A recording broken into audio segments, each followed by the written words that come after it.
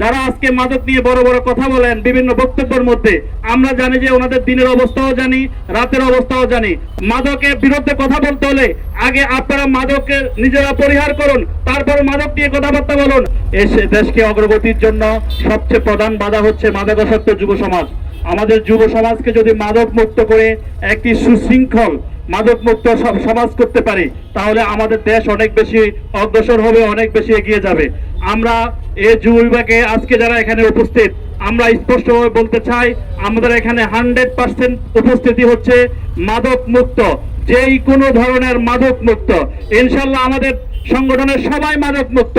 আমরা চাই এই দেশও মাদক মুক্ত হোক। যারা আজকে মাদক নিয়ে বড় বড় কথা বলেন বিভিন্ন বক্তব্যের মধ্যে, আমরা জানি যে ওনাদের দিনের অবস্থাও জানি, রাতের অবস্থাও জানি। ওনাদেরকেও বলবো, মাদকের বিরুদ্ধে কথা বলতে হলে আগে আপনারা মাদকের নিজেরা পরিহার করুন, তারপর মাদক নিয়ে কথাবার্তা বলুন। আপনাদের কথাবার্তার মধ্যে মাদক নিয়ে অনেক দুর্গন্ধ ছড়ায়। আমরা চাই এই দেশকে মাদকের যে আগ্রাসন, এই আগ্রাসন থেকে দূরে সরে রেখে আমরা একটি যুব সমাজ গঠন করতে, যে যুব সমাজ একটি সুন্দর বাংলাদেশ বিনির্মাণে সহযোগিতা করবে, এই উদাত্ত আহ্বান জানিয়ে আমি আমার কথা শেষ করছি। আসসালামু আলাইকুম ওয়া রাহমাতুল্লাহ।